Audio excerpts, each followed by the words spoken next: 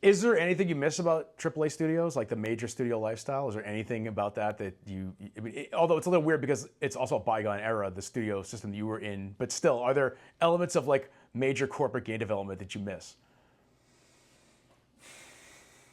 I kind of miss some of the large team aspects of being in a large team or being in control of a large team, being able to get things done a little bit, I guess. Well, it was so strange because Saints Row, yes, Volition was owned by THQ, but there was no corporate red tape that we had to cut through. It was literally like, what do you want to make? And this is, and we were given carte blanche to do whatever we wanted.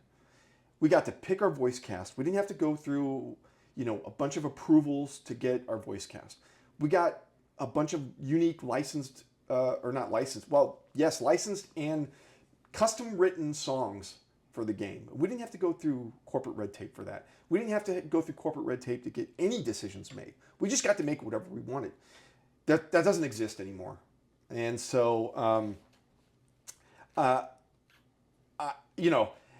guess I sometimes miss being in a team, a large team, and being able to throw out ideas and them marinate and figure out which ones and have the time and kind of luxury to do that.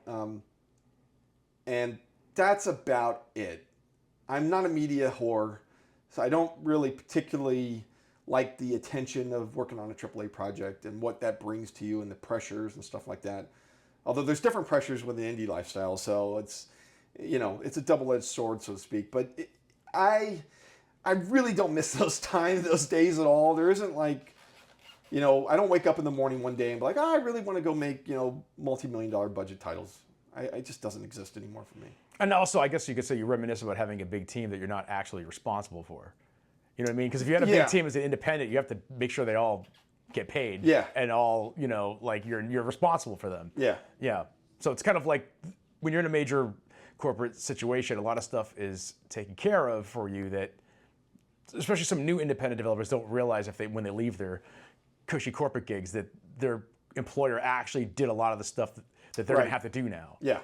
Yeah. That's very true. But as an independent developer, you basically thrive in that element of having those responsibilities, but at a smaller scale. Yes. I love the independent lifestyle, I guess, to some extent, as long as you have a successful product. Have you ever tried to leave the independent? Have you ever been tempted to go back?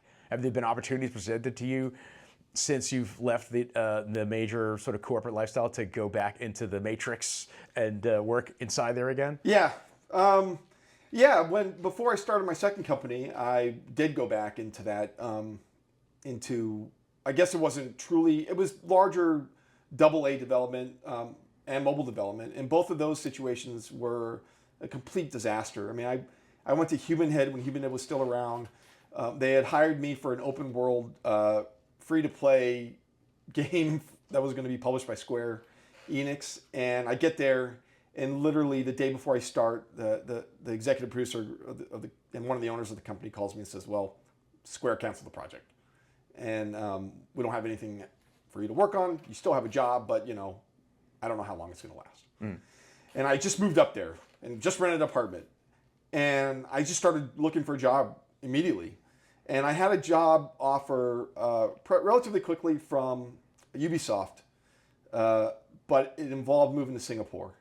And I just was like at a point in my life where I just didn't want to sell everything or put everything in storage and go live in Singapore. I just didn't want to do it. It's one of the most expensive places to live, and they weren't paying me that much to basically have the lifestyle that I wanted. So I got a job at Zynga, Dallas. So I moved down to Dallas. I'm thinking, okay, I'm back in Texas. I like Texas. And I go to Zynga, Dallas, and then they close the studio in 3 months. And so I'm like, well, the industry's telling me something. So I started my second company, and I didn't start it with anything but just an idea, and the chips kind of fell into place. But there was a point in my second company's lifespan that I didn't know, what was going to happen. I didn't know, how I was going to pay the bills. So I started looking for a job, and I quickly realized that I've been sort of in the independent / small game lifestyle for so long that I'm almost unemployable by the large, industry studio machine. I'm out of touch, and I've got a stigma attached to me because I started 2 companies, and now it's like, well, and they would interview me, and they were like, well, if you had an opportunity to start a company, would you do it again? I was like, yeah. Yeah. I'd do it again. And they would be like, okay, thanks, but no thanks. Yeah, I mean, once you leave the matrix, they're not going to let you back in. I mean, I tell people who start their own companies, like, you better decide within 3 years of being independent that you're going to stick with this, because if you go up further than that, you'll never get another. They'll never hire you. Yeah.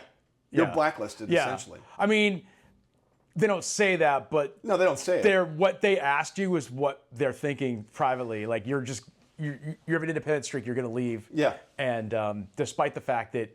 And I could have lied. I could have easily lied. Sure, but they know. Yeah. I could tell. Yeah. Yeah.